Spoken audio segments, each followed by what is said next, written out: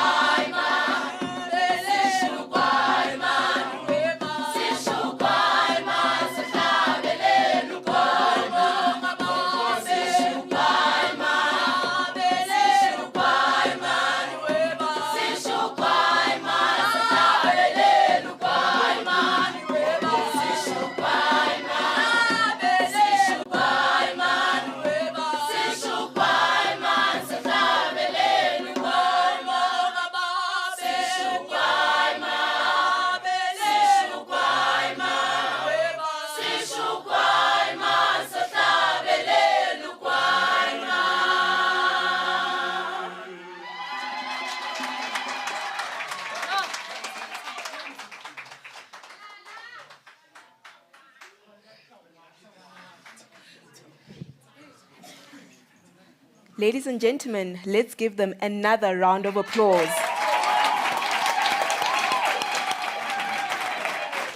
This is how we celebrate Africa Month at the University of the Free State.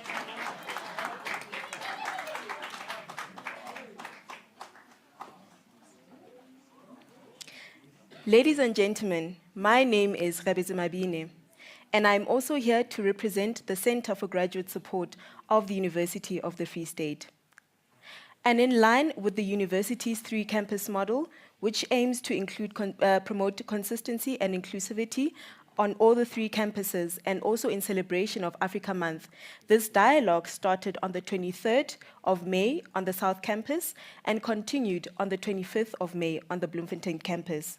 And today we are here to round off this thought-provoking yet educational discussion and reflect on this week's inputs. Without wasting any further time, I would like to bring up Mr. T. Manchu, who is the Vice Principal for Support Services on the Qwaqwa campus, and he will be doing the opening and welcoming remarks. Thank you. Thank you, Program Director. Ladies and gentlemen, good day and welcome to all of you.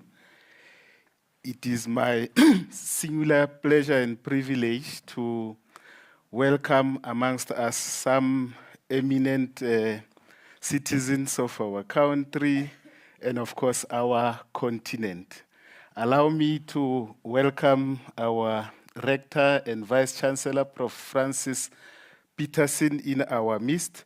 He is a regular and pleasant sight in most of the activities of our campus, and we want to thank him heartily for making time from his busy schedule to be with us today.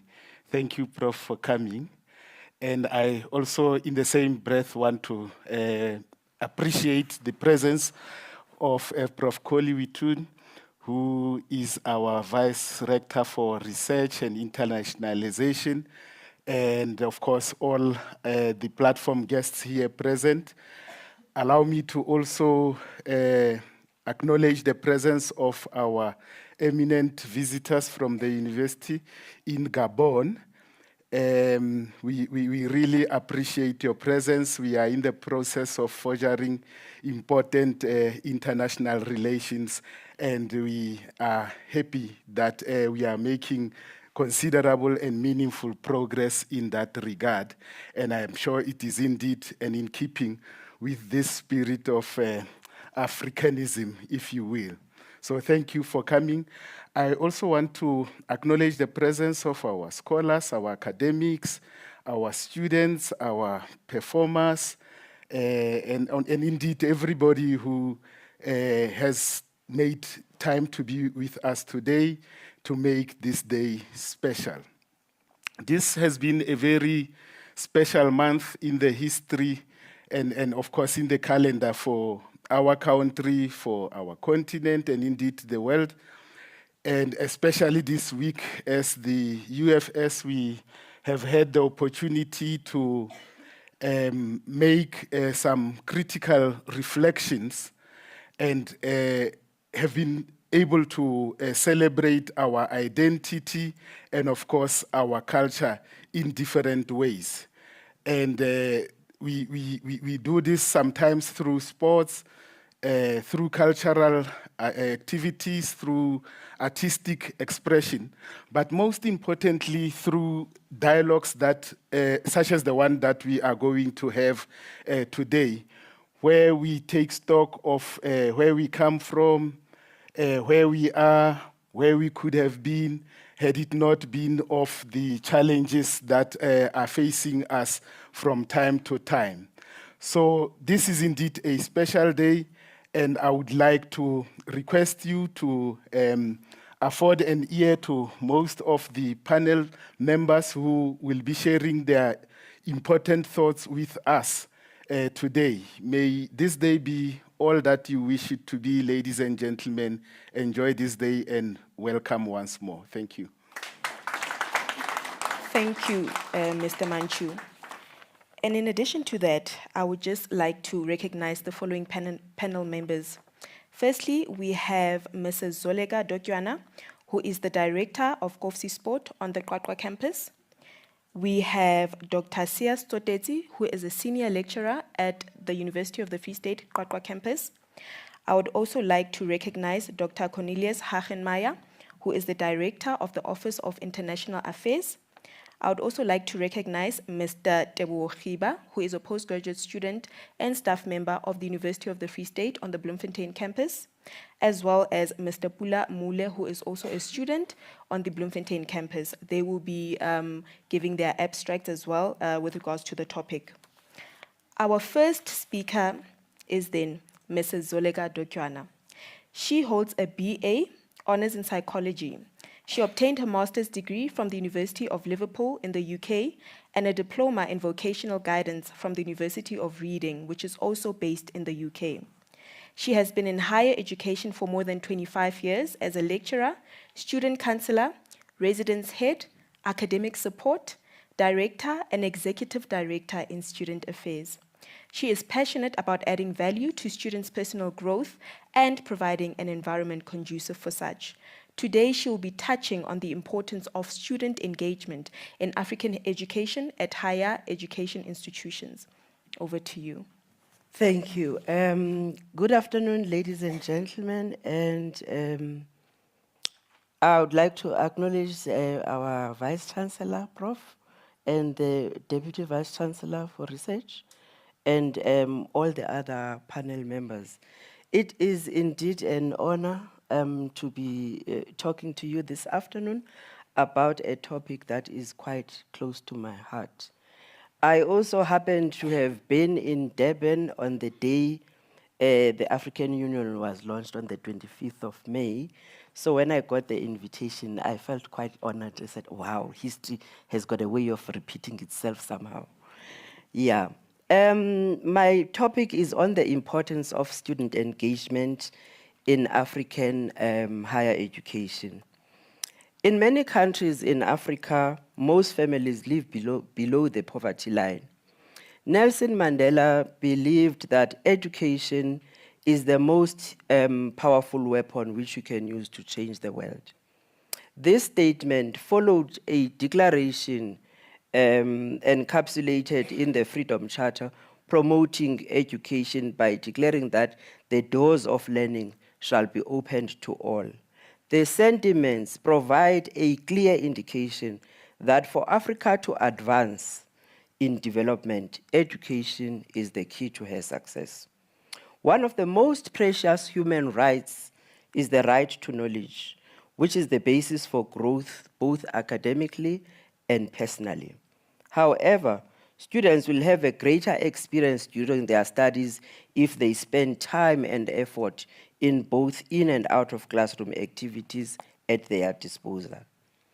Student engagement itself is an internationally recognized construct and provides an integrated understanding of student and institutional behaviors associated with student success.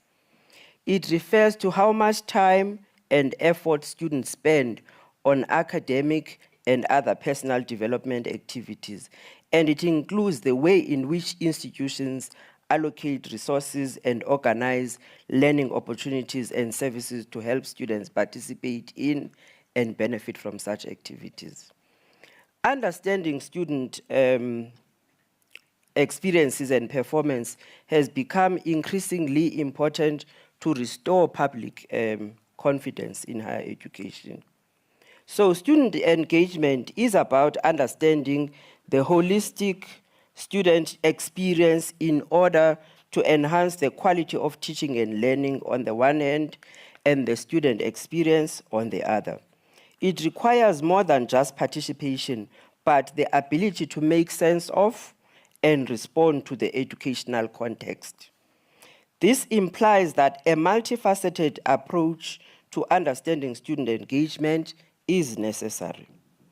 Research indicates that there is a relationship between student engagement and success. According to Koo and Straydom, Koo 2009 and Straydom 2014 and 2015, institutional high-impact practices, which are educational experiences that make a significant difference to student persistence, learning outcomes, and student success, are the key propellers of student engagement. The research therefore implies that if Africa is to make any significant progress in joining the developed countries, the issue of student engagement must be taken seriously. According to Codes 2005, the following are the key comprehensive engagement issues: active and collaborative learning, participation in challenging academic activities, communication with academic staff, involvement in enriching educational experiences, feeling legitimate and supported by the university learning communities. Now, what kinds of challenges do institutions of higher learning experience in engaging students in a manner that will ensure that student success is realized? Firstly, we look at equity and participation. Higher education across African states is constrained by the participation rates that are dictated by funding. As the countries grapple with a range of issues, it becomes difficult to provide resources for higher education at the level that is required by the system. This is a phenomenon that also happens globally, not just in the continent. For the minority that makes it, institutions still struggle to provide an environment that promotes persistence. For example, in the South African schooling system, the schooling system produces over 200,000 qualifying students to compete for plus minus 60,000 spaces in the universities. Although the Freedom Charter espoused that the doors of learning shall be open to all, the availability of resources continue to dictate the number of students that can be absorbed. For instance, how many students apply for NSFAS funding, but not all of them do get, even though they qualify? One of the most precious human rights is the right to knowledge, which is basic for growth, both academically and personally. Through education, we can strive to make a positive impact on the society and its development. Educated people mainly drive meaningful progress. Therefore, access to education on a massive scale in Africa remains the only hope for her to rise and promote the much-needed development that was envisaged by our forebearers who initiated the Organization of African Unity in 1963. The second issue that is a challenge for institutions is the student experience. Students do not only have the right to education, but the right to education that will make them succeed. Both the individual and the institution should work together to make the process successful. The student experience encompasses all aspects of student living, from academic studies to social interactions and campus life.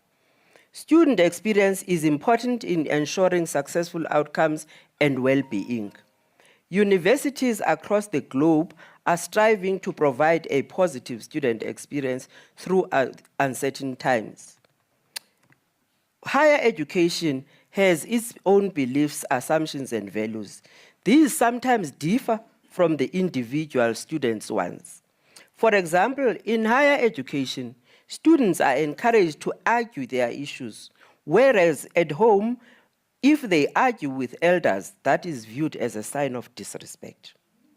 In promoting student engagement, such cultural clashes must be addressed to capacitate students who may be from such backgrounds to know that it is okay to do so within this space. For them to succeed, they must engage meaningfully. Although universities do provide orientation programs, including mentorship programs, adjustment may take a little while. It is critical that higher education institutions develop programs that are focused on adjustment in order to create a conducive environment for students to engage in both the academic and the social sphere. Another compounding factor in student experiences is the fact that due to the massification in higher education, numbers of commuter students increased as universities could not offer beds for all their students. The result is that a significant number of those students struggle to participate in on-campus activities. They are unable to interact with academics and other students. They struggle to have a sense of belonging with the institution, and they are alienated socially. The social alienation results in commuter students engaging academically at the expense of social engagement. The behavior defeats the purpose of producing well-rounded citizens, and they miss out on creating social networks that can assist them beyond their university life.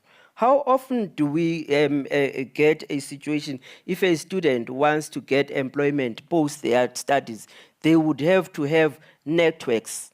It's standard. You get told you must know someone who's going to know someone who will be able to connect you for you to be able to get something. So to mitigate the situation, universities have introduced the concept of learning communities as a mechanism to promote participation and engagement. Research by Dryden and Goldstein, 2013, Jacoby, 2015, Jacoby and Gallant, 2004, Koo and others, has highlighted the following strategies that could be used to mitigate the issue of commuter students. Universities must make available living spaces for students. They must supply laundry facilities. They must provide access to computer labs. They must create spaces where educational activities can promote conversations among students. They must provide transport, and they also have to let students feel that they matter, and the university is taking an interest in their development. Sadly, funding for some universities remains a challenge in providing the needed resources. Although the African continent was at the forefront of ensuring social justice during the outbreak of the COVID-19 pandemic, higher education had to quickly find mitigating solutions to ensure that there was continuity under challenging circumstances. Campus life was severely affected, and students had to adjust to studying at home for some time. This posed serious challenges as students had to learn through technology without the usual support they received through various in and out of classroom activities. However, this might be a paradox. However, the pandemic brought a sense of parity in terms of student experiences, as students were all in the same situation, whether they were commuter or residential students. The challenge institutions are facing is the provision of an equitable learning experience for all students, whether they reside on or off campus. Student success is also one of the challenges that beset the higher education. Improving student success is one of the key challenges facing higher education institutions around the world today. Universities in particular are seen as engine rooms of human expertise needed to drive the knowledge economy and the fourth industrial revolution. The following model of academic success represents the key aspects of students' academic success. This module was actually proposed by York, Gibson, and Rankin in 2015. They said student success happens in an environment where there's academic achievement, satisfaction, acquisition of skills, persistence, attainment of learning outcomes, and career success. The categories indicated can be used by academic advisors and student counselors to guide discussions in the event when students present with academic concerns. Student social success is the last one. Social success is propelled by a variety of issues. Students who are socially aware and responsible contribute to the well-being of their social and physical environment. The following are some of the facets of social success: personal awareness and responsibility, building relationships, recognizing and appreciating different perspectives, critical and creative thinking, contributing to the community and caring for the environment, resolving problems, and valuing diversity. If we can be able to promote an environment where students can grow and be able to practice all of these, we can be on a path to a better nation and a better continent. In conclusion, ladies and gentlemen, student engagement is a critical aspect of the continent as a building block towards ensuring that through education, we can make a positive impact on the nations and their development. Although students engage across a diversity spectrum, much more can be achieved when students are enticed to leave homogeneous groups and reach across diversity. The continent can benefit a lot from promoting exchange programs for students because engagement with and across diversity not only contribute towards student success, but develops the psychosocial fabric of the nations. It is therefore important that universities across the continent have to focus their efforts on providing students with a meaningful student experience for them to engage in both the academic and the social sphere. I thank you. For Africa to advance, education is the key to her success. And yet, most Africans still live in borderline poverty. So it means that there is still a lot of work to be done.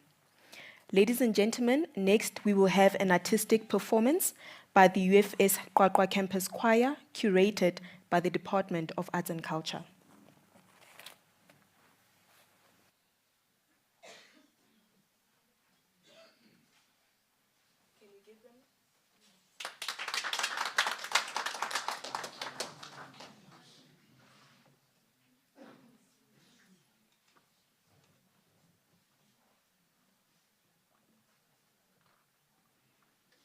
Can we give them a round of applause as they prepare themselves?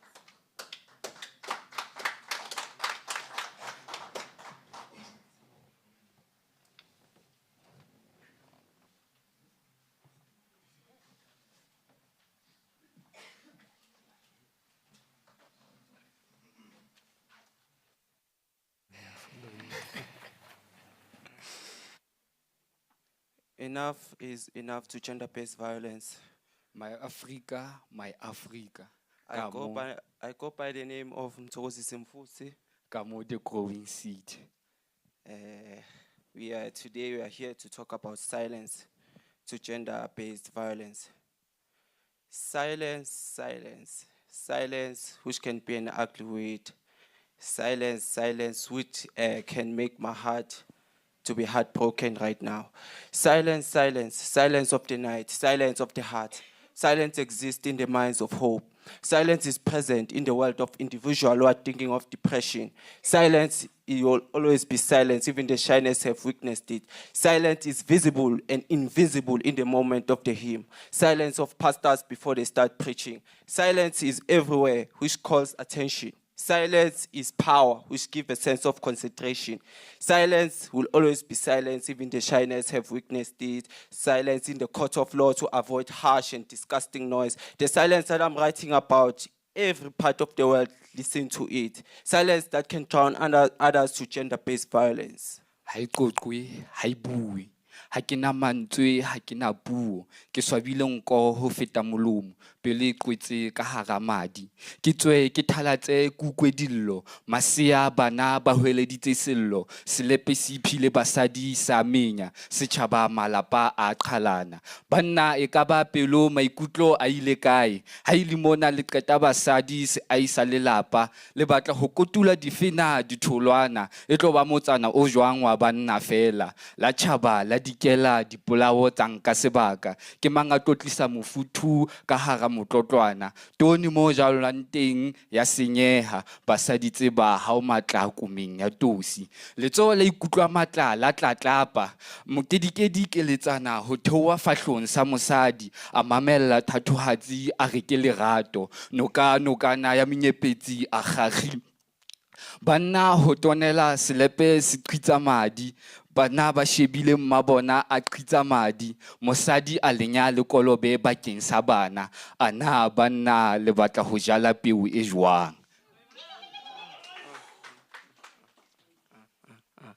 Sisters and brothers, fathers and mothers, chiefs and council, teachers and masters, let the world combine and establish paramount vision and mission and eliminate the clouds of silence. Enough is enough.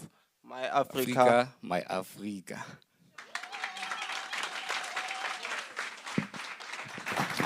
It seems like there was a change in the program. That was a poetry item by the students on the Qwaqwa campus, curated by the Department of Arts and Culture. Next up, we have Mr. Khibar Debu, who is a junior lecturer and postgraduate student in the Department of Sociology at the University of the Free State. He holds an honors degree in sociology, a postgraduate certificate in teaching popularly known as a PGCE, and is currently enrolled for a master's degree in social sciences specializing in sociology. As you can tell, this man wears many hats, but today he will be talking about the potential of the African knowledge systems in perpetuating a harmonized African higher education system. Over to you.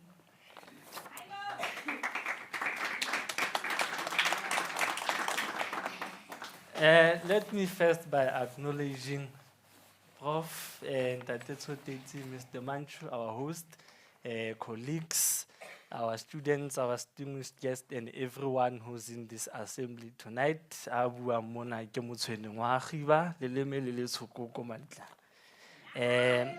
been tasked to talk about my paper, which has been explained, but what I'm just going to share with you is the message of it. Let me enter this conversation by first acknowledging that in this time that we are busy celebrating our African diversity, our identity, and so on, it is important for us to remember back where we're coming from so that we can inform the future that we are going in. And by the future, I mean the future generation, the future scholarships, and everything that is involved, especially in higher education. And by the past, I mean having to recognize our indigenous knowledge practices that have been for a long time been deliberately scrapped or have not been given enough time in mainstream scholarship. And what I would like to say is that now it is a good time for us to bring this conversation back into the picture, and I hope, Prof, that this will go beyond just this event, because I know that sometimes we get into the habit of talking about these things, and the implementation must be follow-up of this.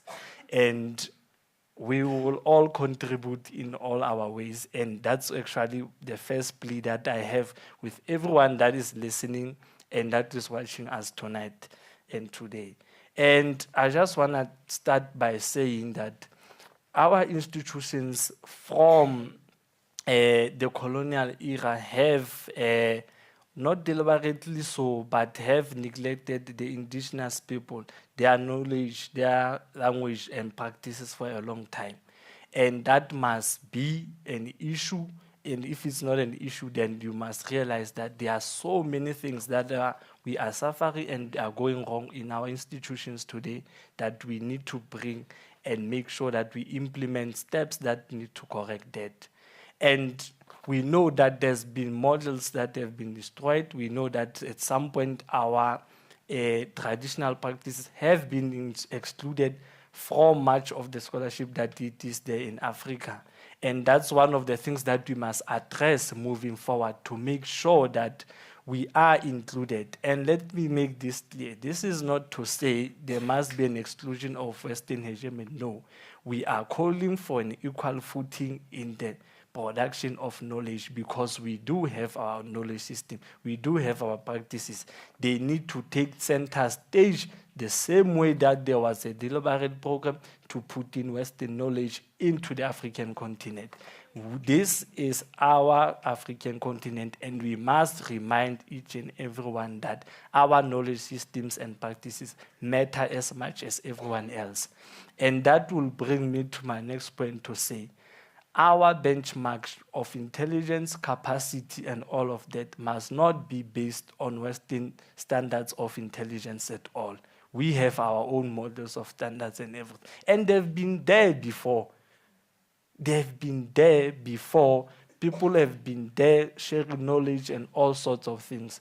It must be time that we remind everyone of who we are and make sure that when we move forward in such conversations, those things are considered in moving and making sure that we have a prosperous higher education. In this country, we know we have a lot of problems with our institution, and not just higher education, starting from basic education moving up to here. And if we are going to actually produce graduates that can compete globally, they must first know who they are and where they are coming from. And just to make sure that everyone understands, I know that our institution came with many initiatives, even if in our departments, in terms of advancing the call for decolonization. There's been changing programs, there's been changing what you call our module guides and everything to make sure that there's space, there's center for African knowledge. And with that, I do applaud the university, and there's still a lot of work that needs to be done moving forward. I just wanted to emphasize that I'm not here to fight with you. So we need to establish our own centers of knowledge. We need to establish our own, if it needs to be practical sense, whether it's our published company, materials and everything, that resonates to African students, that talk to the African realities of students, that talk to the experiences and what are students going through on a daily basis. In that way, we actually gonna bring the gap closer in terms of making sure that whatever students that they are learning in the classroom can be applied in real life context, especially us who are sociologists. Normally, application is one of the most important things, and there's that gap whereby the education that students are getting and what is going on around in their world. Sometimes there's a misdirection whereby students can't take the knowledge that they are being taught and apply it to real life, because those two things, sometimes they don't go together. You might find a situation where students are taught about something else and what they are seeing else in society is different. So we must bring that to make sure that whatever it is happening in our countries, in our African countries and everything, that all of that will come into play. In so doing, we share the experiences, we share the knowledge that will further contribute in the African unity, which is a big thing now with all that is happening with migration and all of those talks that are happening. So just to conclude everything, I would like to say that we should never stop calling for African unity. We should never stop calling for change. We should never stop for transformation that we want to see, because if then it is not done, then we are done. And by so doing, I conclude. Thank you.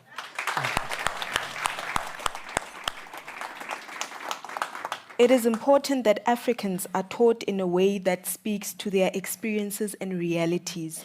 African education must speak to the African context. Thank you for that, Mr. Khibar. Next, we have Mr. Pula Mule. While I was reading his abstract, something stood out for me, and I would like to highlight on it. He says, "We are the generation that is comfortable with creating platforms of conversation. Let us use those to further develop and see ourselves beyond the physical lens of color, borders, language, and ethnicity." And it is very difficult in these conversations to shy away from these terms such as color, terms such as ethnicity, and so on. So anyway, this speaker is an outstanding individual, and here is why. Pula Mula is a final year LLB student at the University of the Free State, and yet he is an intern at SAGE, South Africa. He is a debate coach at the University of the Free State Debate Society, a speech and dialogue coach at Unisi School, Bloemfontein. He is currently a Pan-African Universities Debate Championships quarterfinalist, a Battleground Pro-AM champion, and a second-best speaker among many accolades. His current academic research is on the role of non-binary text in the law and the development of non-gendered language. And today he will be talking about the modernity and idealism of Africa. Over to you, sir.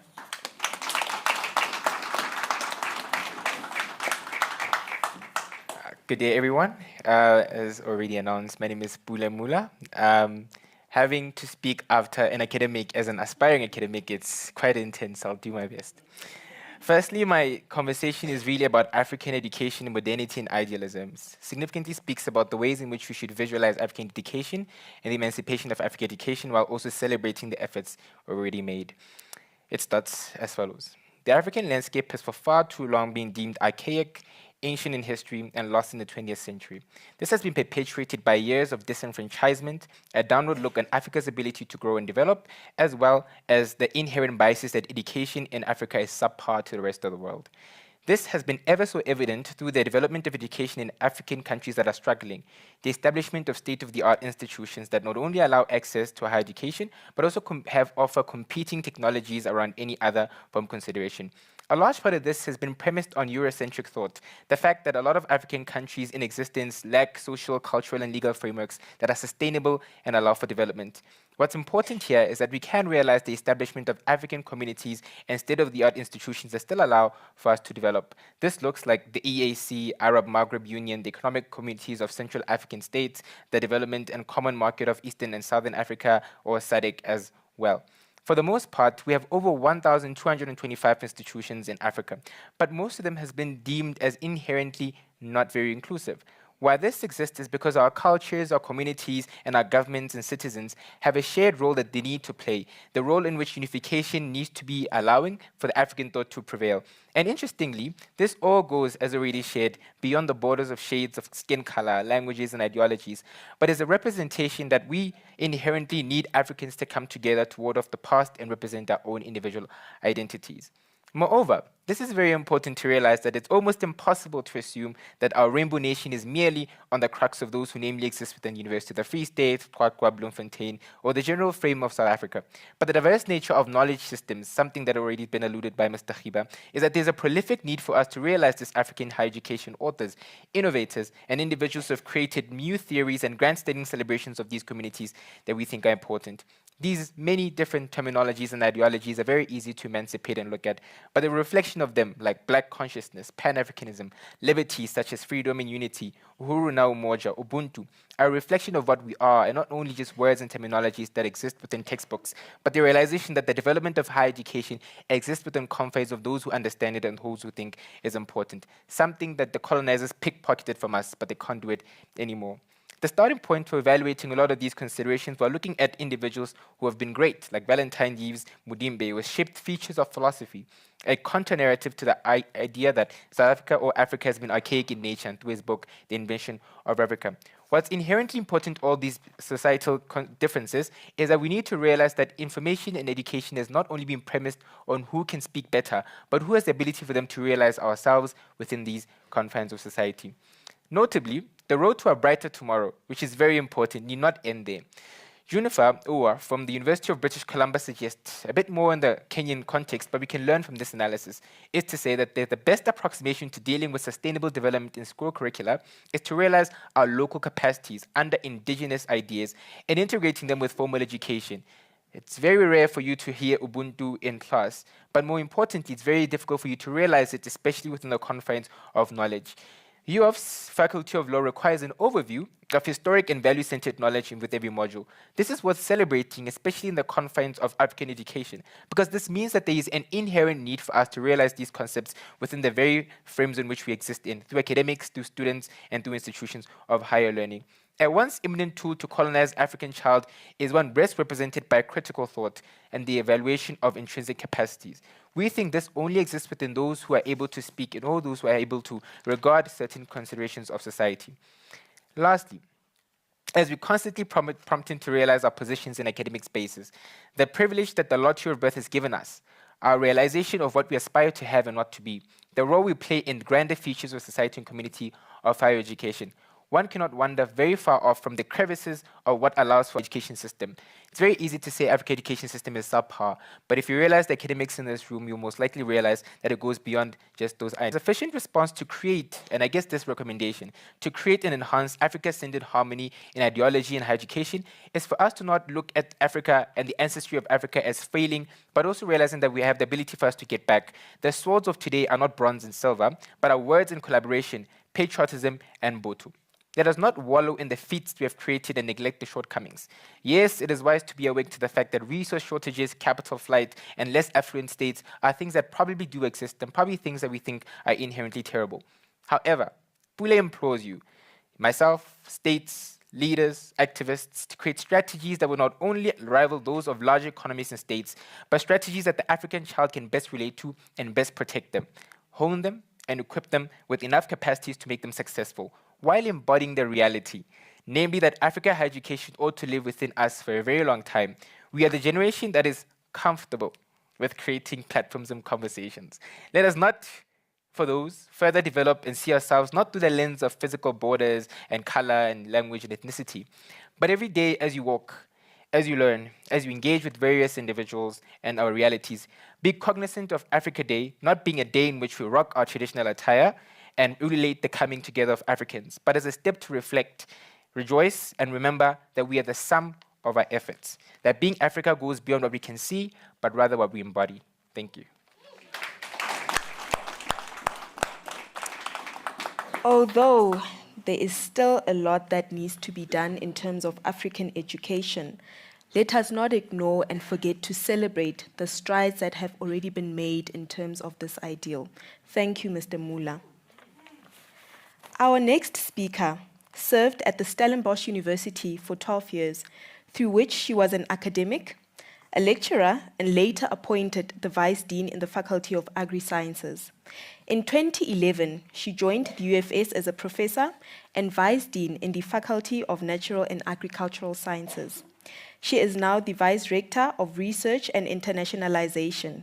In other words, she's my boss's boss. Her research focus is on food microbiology, and she is still actively involved in research. She is an NRF C2 rated scientist who has published more than 60 international articles in peer-reviewed journals, and the list goes on.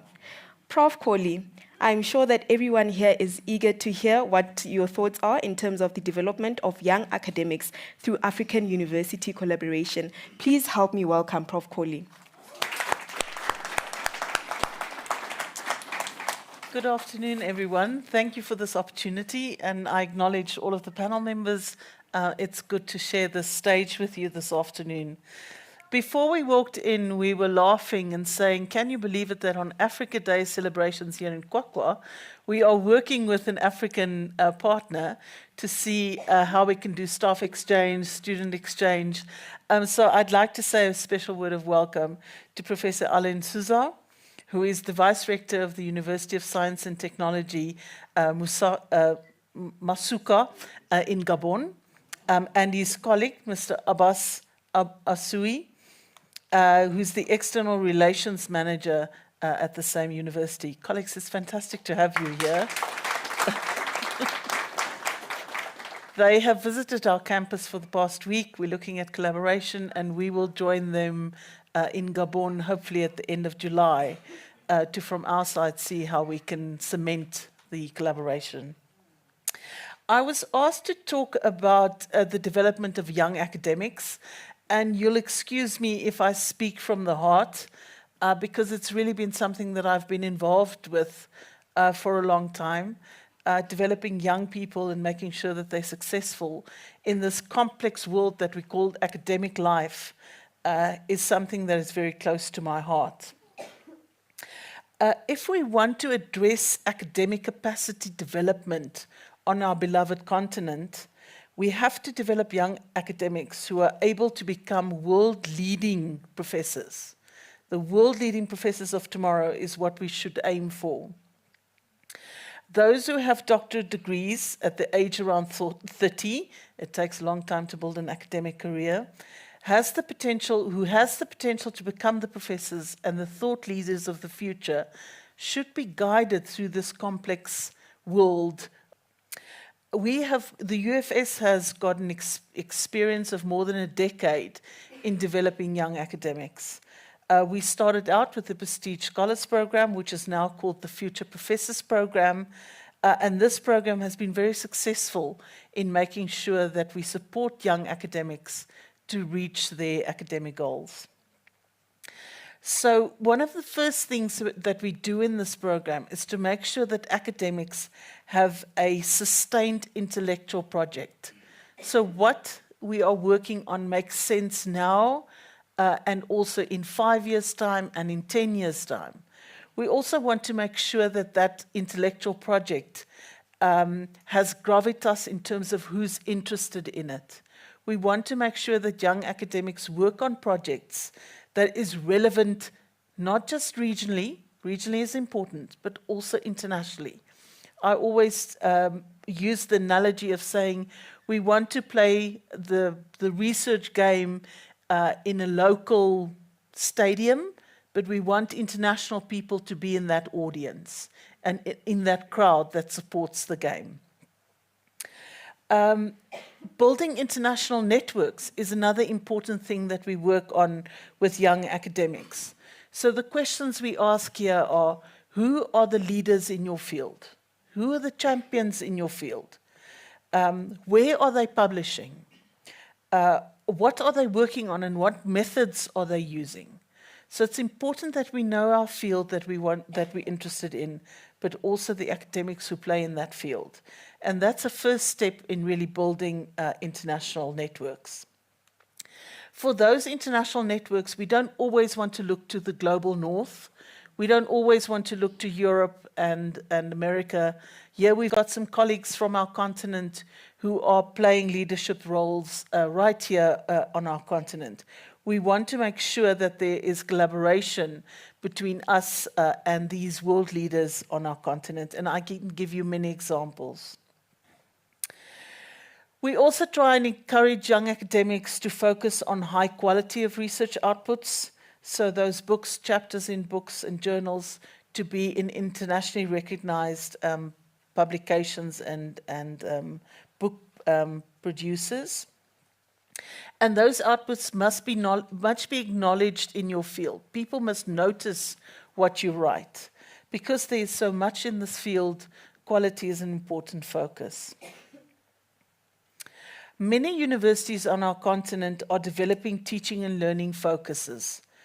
But we've seen in many universities, although there's areas of research excellence, there's still a lot to be done in terms of staff development and ensuring that these academic staff members have their PhDs. Unfortunately, quite a large proportion of academics in African universities don't have PhDs. So an average of around 40% in many of the universities on our continent. And we really need to work on that. And I think that's part of the collaboration that we're trying to establish with Gabon in the coming months. If the importance of doctoral degrees is because without a doctoral degree, it has an impact on the research outputs. So with a PhD, one can produce, of course, more research outputs, and also you can supervise doctoral students, which is really important for universities. Intra-Africa university collaboration can assist in developing young academics and specifically develop provide support or supervision for these staff members to obtain their PhDs. We could possibly explore developing tailor-made doctoral programs, and this is some of the things that we're also talking to with our Gabon friends, where we could take a blended approach. Supervision doesn't always have to be face-to-face. There's many opportunities that COVID has shown us that this could be done remotely via email, Zoom, Teams. We've all got to know these platforms quite well. I'd like to use the example of Professor Mareike Labuschagne, who's a Sachi Chair in diseases of field crops on Bloemfontein campus. She collaborates with many researchers on the continent, and the arrangement is that they do the field work in their countries of origin, and then come and spend time with her in writing up the thesis and managing and working through the data. So that seems to be a really good approach and a good way of doing a blended PhD. In closing, colleagues, I'm not going to keep you busy for long. I think the prospect of collaboration in academic staff development within our continent could be beneficial to the UFS and to our partners on the continent. We have to work in collaboration across the continent from it, and that is how higher education institutions will accelerate their development and their global impact. Thank you. Thank you, Prof. Kohli. Our next speaker is Dr. Seuss Dodeci. He is a senior lecturer and assistant dean in the Faculty of Education on the Qwaqwa campus of the University of the Free State. He has 19 co-authored research articles as well as 7 conference papers. He has supervised 2 completion, 5 PhDs, 9 masters, and 10 honor students. He has received awards from the Scholarship of Teaching and Learning as well as the research committees for his research and academic scholastic performance. He is a member of various committees of the Faculty of Education Academic Advisory Board and the Committee for Title Registration. And today, he will be addressing the matters of leveraging African collaboration for internationalization branches of rural-based university branch campuses. Over to you.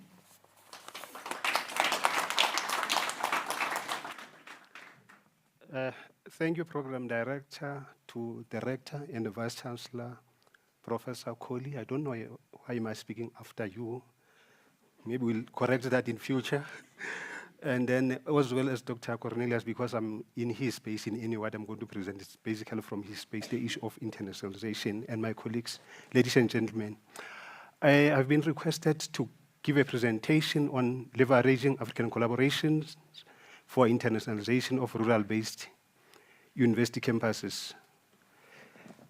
As you can see, this topic is really a complex one because it's basically looking at a rural-based university campus rather than rural-based universities. However, it should be a travesty of these proceedings if we are to pitch this presentation really at this micro level. Rather, reference to African universities will be more appropriate. Whether urban or it's rural, main or branch campuses, internationalization of higher education in Africa is not wholly different. It's just the same regardless of the space. There are a lot of characteristics that are uniquely African, especially in as far as leveraging African collaborations is concerned. Then I will, first of all, just recap on internationalization as Professor Kohli has already indicated. Then I'll actually borrow from DeVet and Hunter 2015, where the definition goes as follows. It is actually the intentional process of integrating an international, intercultural, or global dimension into the purpose, functions, and delivery of post-secondary education in order to enhance the quality of education and research for all students and staff and to make meaningful contribution to society. Now, with that in mind, the question becomes now, what has been the role of African universities? Was it intentional or was it something that occurred based on what the literature currently offers? Now, this actually, the reality is from the literature point of view. Internationalization of African universities has undergone various stages of metamorphosis. Dominantly, it has begun from a mere service point of view, where the demand for higher education by students from neighboring countries have actually crossed to South Africa to look for higher education and opportunities. So if even university database in urban areas are struggling. Therefore, there is a need or an intentional move to have rural-based universities also attracting students in a more intentional way rather than just a mere service. Now, if we speak of integrating this intentional, intercultural, or global dimension into the purpose, function, and delivery of post-secondary education, what role has Africa played in this regard? Now, as Defera says in 2019, says the weakest global higher education system has been that Africa really relies heavily on the discourses, on the paradigms and parameters set by others. In that way, that actually renders Africa to be vulnerable to global whims and habits.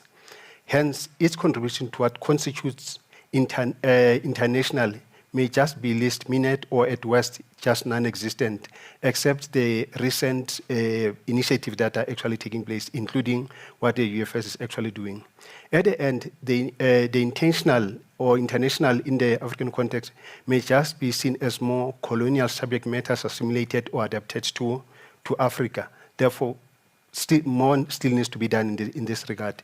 In Africa, international partnerships still reflect old colonial ties, whereby former French colonies have partnerships with universities in France, and to a lesser extent, the same can be said about former British colonies.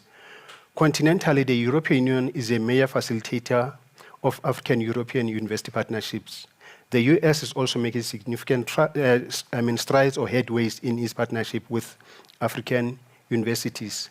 Therefore, partnerships between African universities are very few, to be honest, at this stage.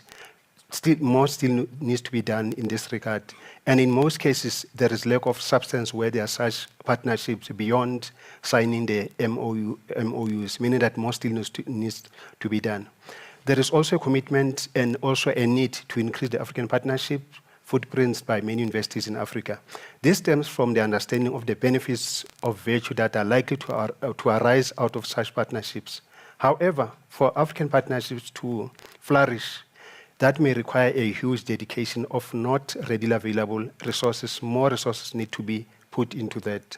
Therefore, for rural-based universities or campuses, the following benefits can be achieved if that can actually be a targeted initiative. Number one, the geographical proximity. Most of the students that are actually approaching the rural-based campuses, that may include Univen, that may also include the Qwaqwa campus, you'll find that they are actually from the countries that are actually near those campuses.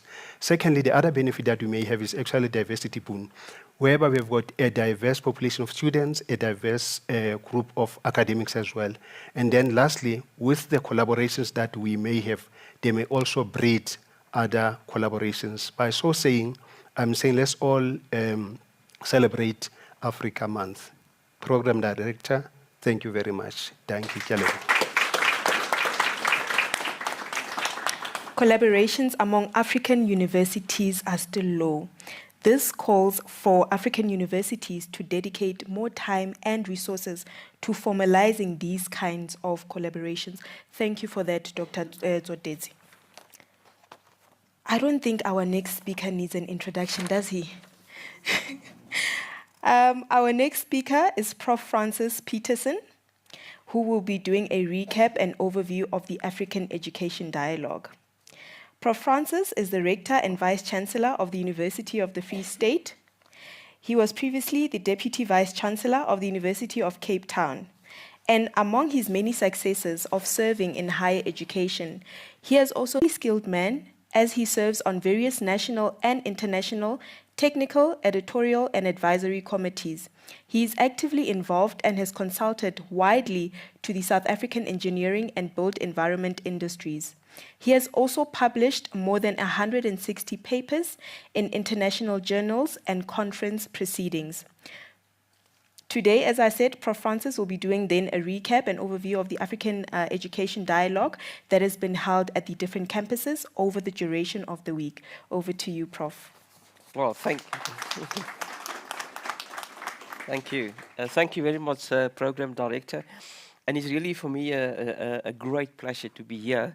I would have liked to have been on the Qwaqwa campus. I just look at the outside to recognize our guests from the Masuku University in Gabon, Vice Rector Sousa, and also Mr. Ausi, which is the External Relations Manager. Great to have you in the audience. And I hope that if you have spent the last week already here, that I hope it was a fantastic week and that you had some beautiful collaborations and engagements that we could take forward in some of the future engagements. I also would like, at the beginning, want to pay tribute to Mr. Cornelius Haugenmeier and also his staff, which is across all of the different campuses, for putting such a beautiful, fantastic, well-designed, well-thought-through program together to celebrate. In fact, we got Africa Month, but we celebrate Africa Week, and it's really just to summarize what has played out this week on our 3 campuses, and it's important that although the focus has been on education and education in Africa, and that's education at different levels, basic education, secondary education, higher education, it's also have been focused on what are the levers that we need to pull to ensure that the 54 countries on the continent is working in more unison, that African unity that we're talking about. I believe that the activities that we engaged on over the last couple of days during this week has been to celebrate what Africa has to offer, to critically engage on some of the issues, some of the challenges, to be able to debate on specific issues, which is always fantastic, because I do think that out of debate we generate new thinking, new thoughts that we can take forward, and then also to indicate through either poetry, through readings, through performances, artistic performances.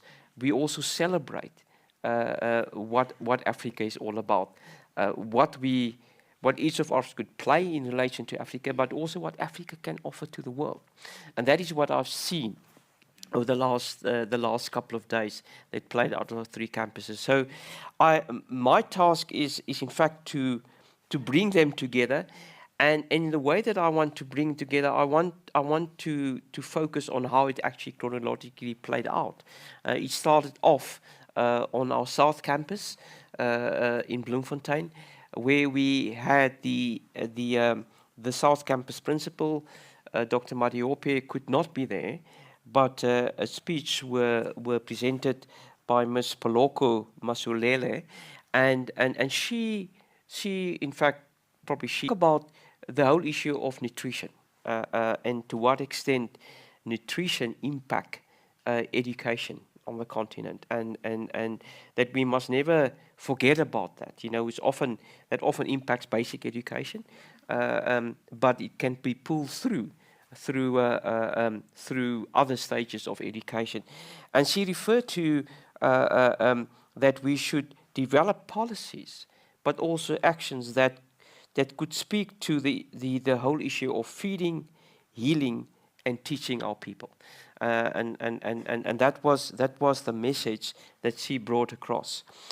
Then we also had a representative from the Free State Department of Sports, Arts, Culture and Recreation, Ms. Zola Tamai, and she actually emphasized 3 things. She emphasized the whole issue of collaboration, and you've picked up collaboration as part of internationalization, as part of institutions that should talk to one another as a collective to be able to make a greater impact.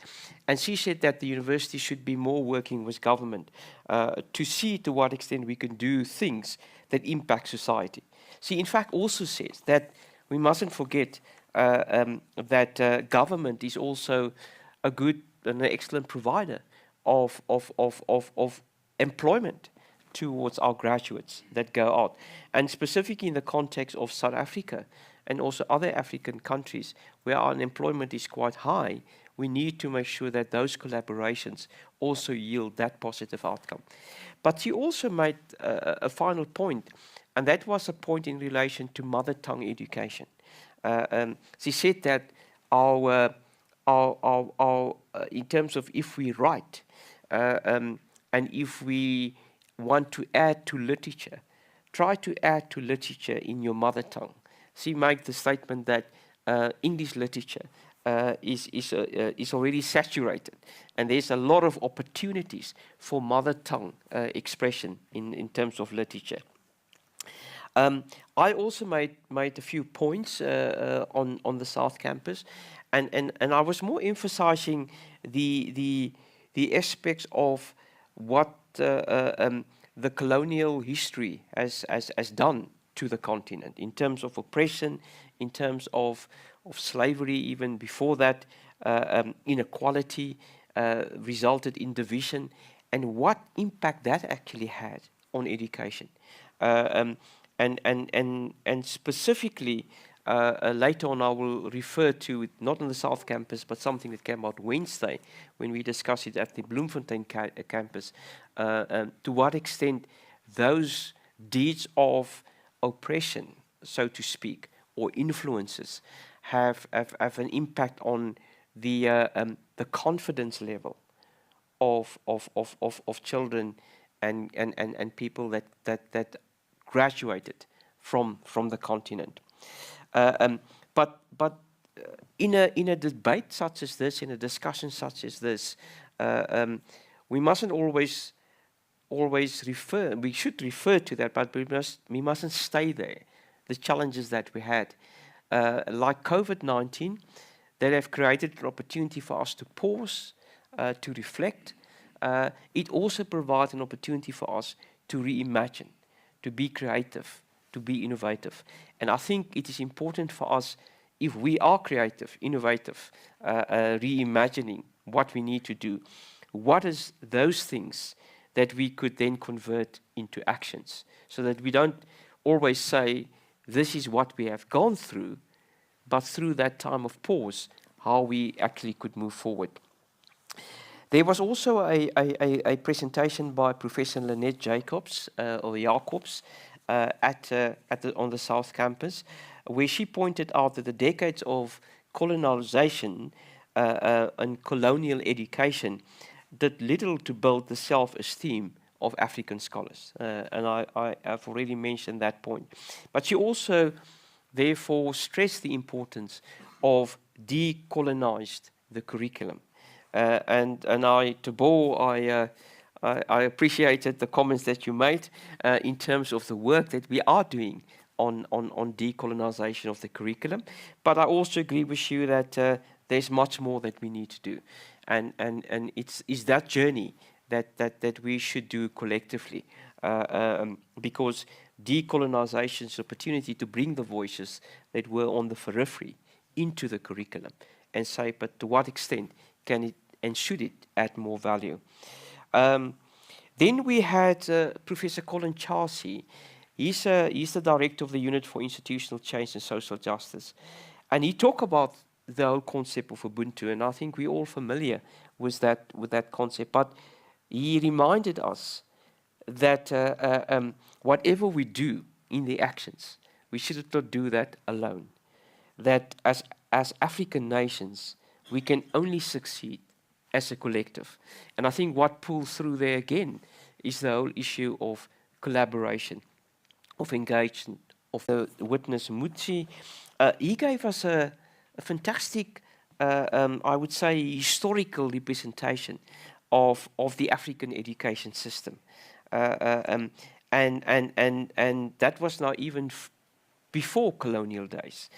And that he pulled through, and he in fact also made the same point, that in a post-colonial Africa, we should merge aspects of both traditional and Western education in order to properly respond to the needs of society. So it's not one or the other. It's not throwing out one and replacing the other one. He said, in fact, how can we work together in a complementary way to be able to deal with the issues of society? And then we had one of our research fellows, Dr. Samia Chasi. She argued for a more harmonized system of education within the African continent. And we all know that that is not that easy, but able to do so. And I think it's important that we look at it. It's probably going to be much more slower. I think a lot of it to do at a postgraduate level, at the research level, but we also need to put a lot of effort in that. It might have been Cornelius that have indicated in that debate on Wednesday that although we have increased our number of collaborations, as not only as the University of the Free State, but probably as the 26 South African universities as a collective, the percentage of collaboration is still very, very low compared to our collaborations with the global north, and I think that is something that we need to work on. And in fact, that brings me to Cornelius's, because he was part of the panel. He in fact emphasized the whole issue of African higher education partnership and student exchanges, that and how that could help us to contribute to African unity. He also elucidated on the use of indigenous knowledge systems and how we could use that more to be able to learn from one another. And I will make a point towards the end in terms of different knowledge system and how we should use it more actively. And the whole emphasis of equal focus on how we partner with our partners on the continent, that our aim should be to foster ethical and equal partnerships underscored by a strong value foundation infused with the principles of Ubuntu. And I would advise you, these conversations are recorded, to go and listen to what Cornelius have said, because I'm just sort of summarizing it now, but there was a very deep reflection of sort of made the point referring to an old African proverb that say that if you want to move mountains tomorrow, you should start gathering the stones or moving the stones today. And I was trying to understand or unpack a little bit what those stones are. And I referred to internationalization, referred to collaboration, and we all heard about this. I also add in collaboration the whole issue of co-creation, because co-creation is the next level that we, and Prof. Corley referred to that earlier, how can we design curricula together? How can we offer curricula together? And that's also a mechanism of bringing the global north and the global south, or the African continent, much closer to one another, where scholars on the African continent and scholars in the global north could work and present curricula together to students both on the African continent and students in the global north. And I also then talk about digitalization. We know how technology has been enhanced through COVID-19, and how do we do that, but in a responsible manner, because we also know that if you don't have the appropriate connectivity, the devices, the bandwidth, that your digitalization and technology enhancement can actually be used to broaden the divide, and we need to be careful how we do that.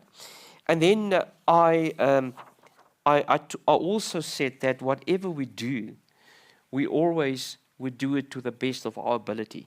I use the word excellence, and I don't know whether it was. I might just go back to the to what I said a little bit earlier on excellence, but whether it was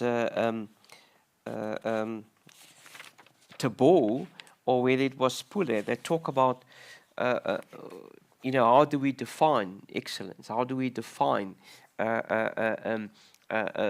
what we do in terms of excellence on the continent or in the country compared to global understanding of excellence?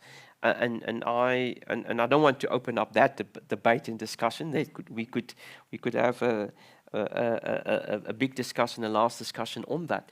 But for me, it is how do you contribute the best of your ability?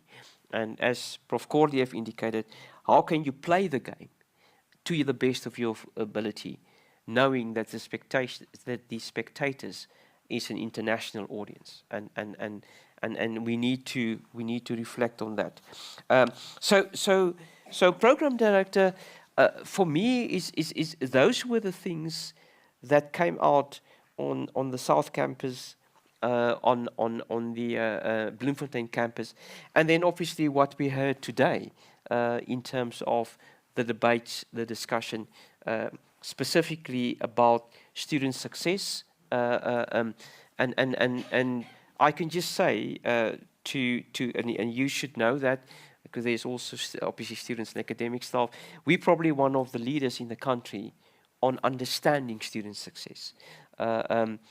We were invited by International Foundation to submit a very large proposal to link student success and employability with one another, and we were the only university that in South Africa that were invited to participate in that. So student success is crucial, but student success from our university perspective is often been seen, and we drive that narrative that it is about social justice.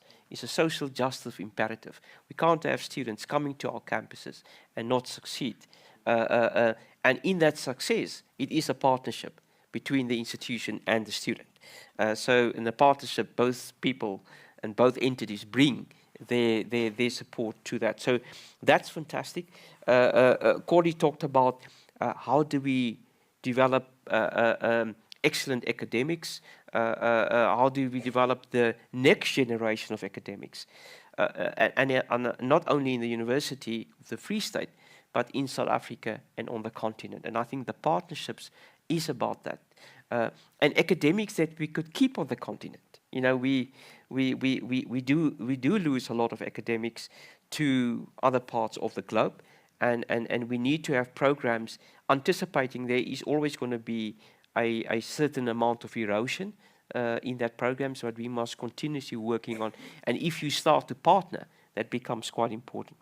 And then I think SIAS, when we're talking about a university where we have parts of the university that is in a rural setting, and how do we recognize that, but also in that recognition, learn from it, to build not only a better graduate, but also that other parts of the university bring in the fundamental values that we talked about, and the challenges that the rural component of a university has to be able to strengthen programs across the whole university. And ultimately, for me, what this week, and I'm looking at Cornelius and the program director, we will have an opportunity to reflect again on what came out. But for me, it's a realization what we have in the institution, what we have as an institution, what we have through our partnerships, and what we need to do to be able not to only play our role in building a better, a stronger, a more sustainable education system on the continent, and what our role is in that, but also to see to what extent we can project through the unity that, and as a collective that we have, what Africa can offer to the world. And that is the action that I have extracted out of our debates and our discussions, and it provides us renewed energy to go forward. So I encourage you to listen or re-listen to the conversations You can follow the links on the University of the Free State websites, and to use this opportunity also to reflect. We often, and that's my last remark, program director, we often are so in a rush to complete things, to just try to solve issues, that we often don't have the time to just pause and to reflect. Because most of the effective solutions you might already have, but you are so in a rush that you miss that. And I think this opportunity this week has just reminded us again to pause, to reflect, to see what we can do better, but also to have listened what we can do more. So thank you very much, Program Director. Thank you, Prof. Peterson, for that reflective piece. I'm almost tempted to say we actually need to take a moment of silence and take everything in because it was so informative. Next, we will have an artistic performance by the UFS Qwaqwa Campus Choir, curated by the Department of Arts and Culture. Can you please give them a round of applause as they make their way to the stage?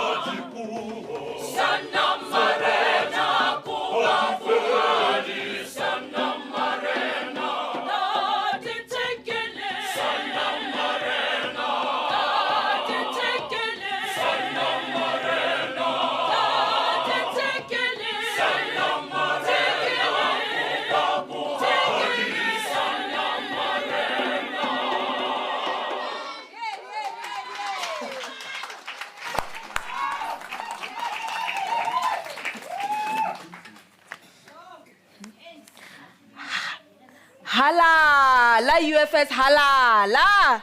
Hala, la Qwaqwa campus, hala, la. One thing about the University of the Free State, we are not only an academic university, but we also promote arts and culture. That was a beautiful artistic expression. Please give them another round of applause.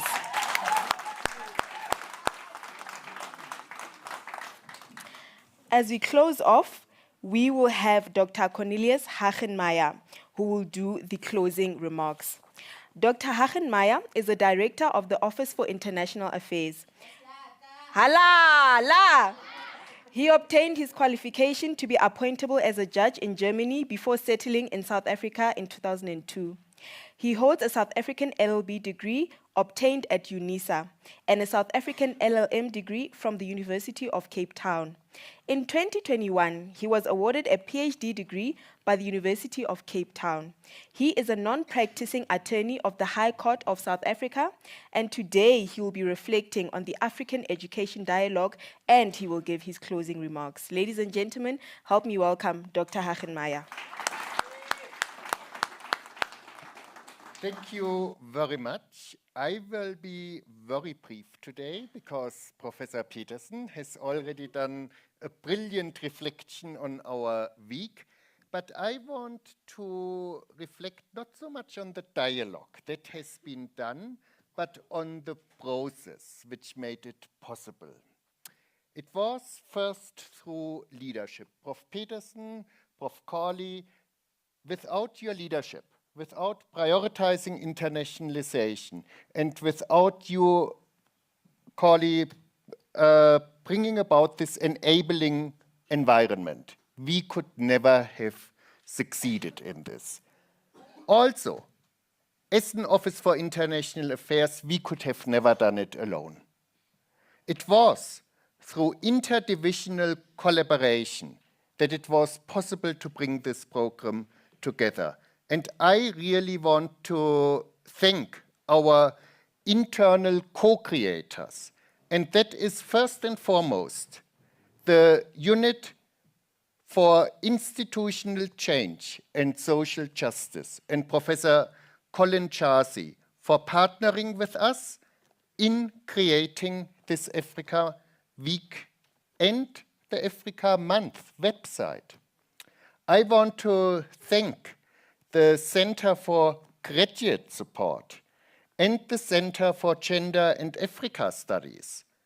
To just mention a few, it took many more stakeholders, communications, all of them were on board. And actually what I experienced as we did it was a spirit of Ubuntu. That what Colin said on Monday, that really Ubuntu must bring us together. We must all see where we fit in and contribute, where we are because and through others. That is, I think, what we were able to live this week. Let me just acknowledge, and I call them now Mrs. and Mr. Africa Day, Africa Week and Africa Month. Bulelwa and Beki, could you just get up if you are in the room? I see Bulelwa. It was their leadership and hard work, them bringing the whole team together, which made it all happen. It could not have been done without the work of those two fantastic colleagues in our office.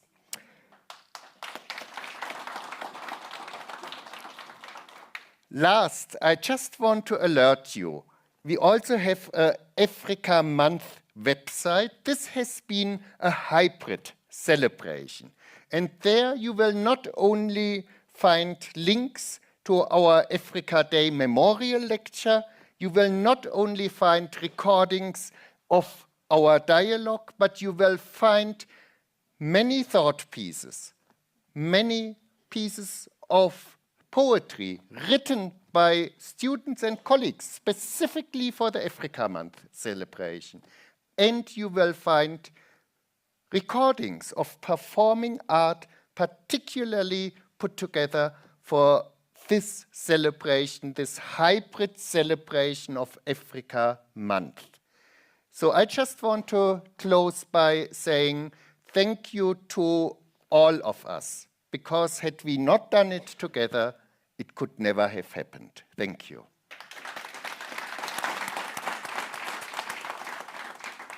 Thank you, Dr. Hagenmeier. I urge everyone here to go to the Africa Month page on the UFS website and just watch the videos of the dialogues that have been had over the 3 campuses over the course of this week. I'm sure that everyone here can take and learn something from that.